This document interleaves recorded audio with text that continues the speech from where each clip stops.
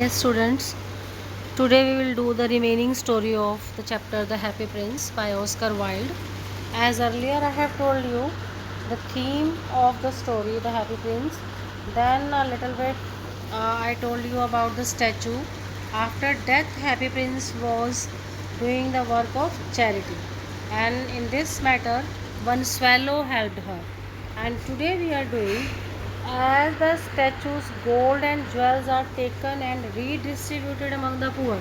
Now, Happy Prince told the swallow, you please help me by taking all the jewelry and ornaments from my body and handing it over to the people, those who are suffering, and you should become my messenger. The swallow bird accepted the request and he became the messenger of this Happy Prince, and he took the gold and jewels and redistributed among the poor people. He is no longer able to see the impoverished around him. He knows it is there, and he is not blind to the sufferings of the others as he once was. Now Happy Prince was not at all the blind. He could see the suffering and sorrows of those people, those who are around him. Even without eyes to see, he knows that it exists. He knows that still there are sufferings in the world, in the city. So eventually the little swallow lies at the feet of the statue and dies from exposure and exhaustion. Now this swallow bird, he could not bear the cold and everything here. He wanted to go to Egypt, but somehow he just remained here at the foot of the statue to help him, and eventually he died because of this weather which was not suitable for him. He never made it to Egypt because he exchanged his dream of warm climates and comfort with a bigger dream. He exchanged his comfort of going to a warmer place.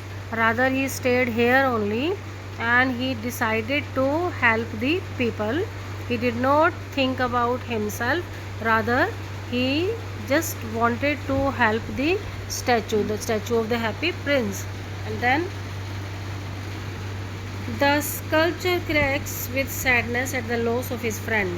When the sculpture of Happy Prince, the statue of Happy Prince, saw that his friend Swallow had died, his body just cracks and it was bursted down like anything. And then the most beautiful part of the statue, the kind and giving heart, could not be seen on the outside. Now the beautiful part, the heart of the statue, which couldn't be seen the other people because heart is inside, so now that could be seen. That was the most beautiful heart, we can say. Upon seeing the statue in such disrepair, the powerful people of the city, the town councillors and mayor, they decide that he is no longer useful.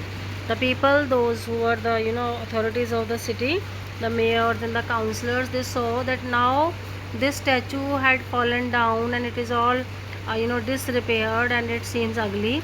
So they decided to they said it is no longer beautiful, but much like the poor who were exploited and tossed over by the rich. The statue is taken down.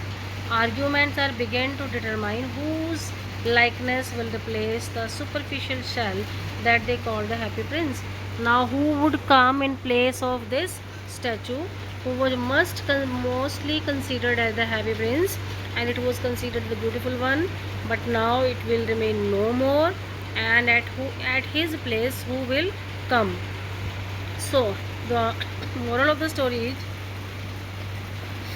that the worst aspects of modern society can be overcome by love and charity. If in modern society there are sorrows and sufferings and worstness everywhere, still we can win all these problems only with the help of love.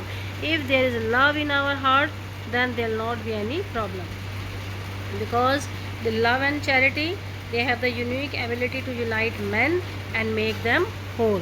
So we should try to overcome all the difficulties in the life with the help of love. So I hope the chapter is clear to you and there is no problem, I think, and we shall continue.